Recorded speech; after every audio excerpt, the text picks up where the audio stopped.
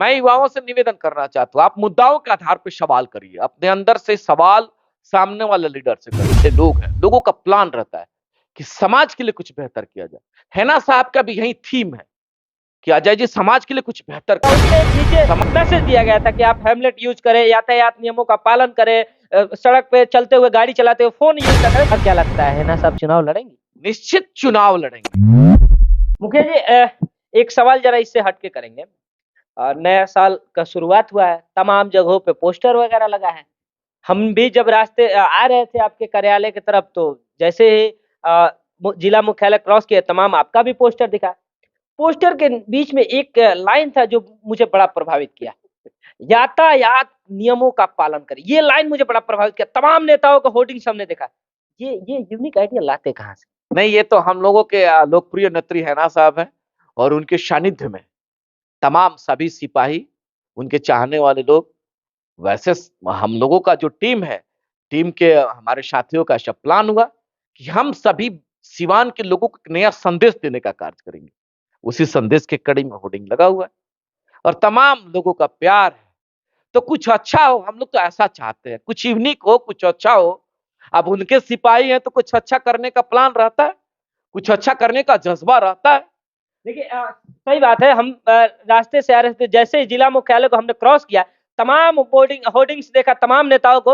लेकिन वहां हम जब नेताओं का होर्डिंग्स को देख रहे थे, एक चीज मुझे प्रभावित किया कि अजय भास्कर जी का जो भी होर्डिंग्स था, उसमें एक नीचे मैसेज दिया गया था कि आप हेमलेट यूज करें, यातायात नियमों का पालन करें, सड़क पे चलते हुए, गाड़ी चलाते हुए फोन यूज ना करें। तो मुझे लगा, पढ़ाए, बेटा बेटियों को पढ़ाए, तो तमाम तरह का मुझे लगा कि ये चीज एक सच में आप अपनी छवि चमकाने के लिए कहे, या जो भी जो है नेता लोग होर्डिंग लगाते हैं, लेकिन प्रयास होना चाहिए कि मैं जो भी करूं उसमें समाज को एक बड़ा अच्छा संदेश जाना चाहिए। बिल्कुल बिल्कुल। अच्छा, अब बात उसी संदेश के कड़ी में हम लोगों ने वैसा चूंकि हम लोगों के जो भी उनके चाहने वाले लोग हैं, लोगों का प्लान रहता है कि समाज के लिए कुछ बेहतर किया जाए।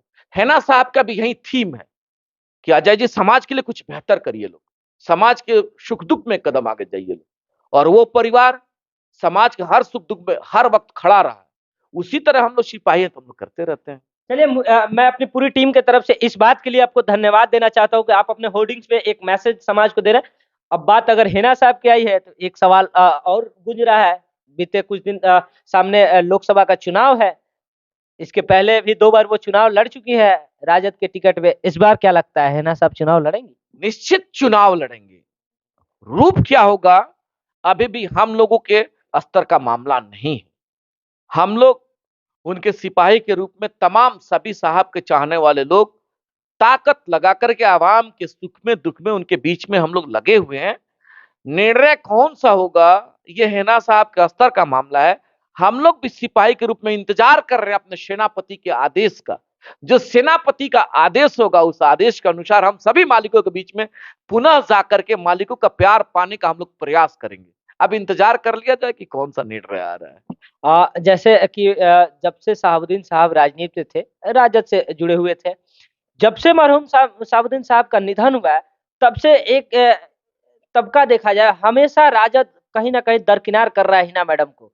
क्या लगता है चुनाव के समय भी दरकिनार करें? आरोप प्रत्यारोप का दौर लगते रहता है। स्वाभाविक है कि परिस्थिति वैसा नहीं रहता है तो लोग भिन्न भिन्न सवालों से लोगों को जैसो लोगों का सवाल आता है उससे हम लोगों को गुजरना पड़ता है। उसी कड़ी में आप एनर्जेटिक हमारे चौथे स्तंभ के रूप में एक साथी हैं और आपका भी जेन्युइन सवाल है कि साहब जब से साहब का निधन हो गया तब से आरजेडी ने उपेक्षित किया है। स्थितियां परिस्थितियां वैसी है।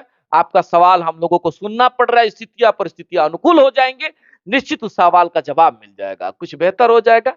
इंतजार करिए, जब वैसा हुआ है तभी आप सवाल पूछ रहे हैं। जिस दिन उसका कुछ जवाब अच्छा हो जाएगा यह सवाल का जवाब अपने आप मिल जाएगा।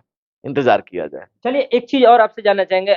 बिहार में चुनाव में हमेशा जो है ना कि जातीय समीकरण जो हमेशा हावी रहता है। कुछ दिन पहले बिहार सरकार ने जातीय जनगणना भी कराया। बीते सामने लोकसभा का चुनाव है, उसके बाद विधानसभा का चुनाव है। चुनाव में क्या जातीय समीकरण फिर इस बार हावी होगा? मैं युवाओं से निवेदन करना चाहता हूँ, आप मुद्दाओं के आधार पर सवाल करिए, अपने अंदर से सवाल सामने वाले लीडर से करिए। हम लोग मुखिया हम लोग भी कहते हैं कि हमसे सवाल पूछिए, अपने जवाबों का सवाल लीजिए। हमने काम किया तो प्यार दीजिए, काम नहीं किया तो हमारा बहिष्कार करिए। ठीक उसी प्रकार से बिहार के नौजवान से नौजवानों से निवेदन करना चाहते हैं, आप मुद्दाओं के आधार पर सवाल करिए, जो हमारे मुद्दाओं पे खरा उतरेगा, जो हमारे सवालों का जवाब देगा, जो हमारे समस्याओं का निष्पादन करेगा, जो हमारे एक बेहतर बिहार को बेहतर बिहार बनाने में अपना ताकत लगाएगा। मेरा बेहतर बिहार कैसे बनेगा, मेरा व्यवस्थित बिहार कैसे बनेगा, मेरा मजबूत बिहार कैसे बनेगा, उन थीम पे जो काम करेगा उसके लिए आप ताकत देने का कार्य करें, उसके साथ अपना समर्थन दीजिए, चाहे पार्टी कोई हो, चाहे दल कोई हो, चाहे व्यक्ति कोई हो। उस मुद्दाओं के आधार पर जिस दिन सवाल होने लगेगा, उस मुद्दाओं के आधार पर जिस दिन आप सोचने लगिएगा, एक बेहतर बिहार बनेगा, एक बेहतर हमारा प्रतिनिधि चुना जाएगा। हम तो ऐसा चाहते हैं। जातीय समीकरण चीजें हैं, वैसा उन चीजों से डिनाई नहीं किया जा सकता। राजनीतिक परिवेश में एक कास्ट का फैक्टर बहुत बड़ा फैक्टर बन के उभरा हुआ है कि मेरे अंदर वो एक जो है सो हर वक्त एक जो है सो सुगबुगाहट रहता है कि मेरे कास्ट का है क्या, मेरे जाति का है क्या। मैं यही कह रहा हूं कि मेरे जाति का है क्या, मेरे धर्म का है क्या। इन चीजों से थोड़ा हम लोगों को, हम सभी नौजवानों को दरकिनार होना पड़ेगा कि मेरे जाति का है क्या, मेरे पार्टी का है क्या, मेरे धर्म का है क्या। जाति धर्म पार्टी से ऊपर सोचना होगा। जिस दिन जाति धर्म पार्टी से हम ऊपर सोचेंगे, उस दिन मेरा बिहार बेहतर बिहार बनेगा, मेरा बिहार व्यवस्थित बिहार बनेगा, मेरा बिहार मजबूत बिहार बनेगा। मुखिया जी 20 सालों से आप भी लगातार मुखिया हैं और युवाओं से आप अपील कर रहे हैं कि जातीय समीकरण से हट के तमाम बेसिक मुद्दों पे आइए और बेसिक मुद्दों पे अपना नेता चुनिए। आप भी बड़े युवाओं के बहुत चहेते हैं, युवाओं के नेता है। वो मुद्दा क्या होगा जिसपे जातीय समीकरण पार्टी के ऊपर हट के जिस चीज को सोचना चाहिए, वो सोच क्या होगा? उस मुद्दा में बहुत सारा सवाल है कि मेरे क्षेत्र का बेहतर विकास कैसे होगा, मेरे क्षेत्र के नौजवानों को बेहतर रोजगार कैसे मिलेगा, मेरे क्षेत्र के तमाम किसानों को बेहतर सुविधा, पानी का सुविधा, सिंचाई का सुविधा कैसे मिलेगा, मेरे यहाँ के वृद्धजन लोगों को कैसे बेहतर पेंशन मिलेगा, मेरे यहाँ के नौजवानों को कैसे बेहतर शिक्षा मिलेगा, बेहतर रोड कैसे मिलेगा, बेहतर स्वास्थ्य का सुविधा कैसे मिलेगा।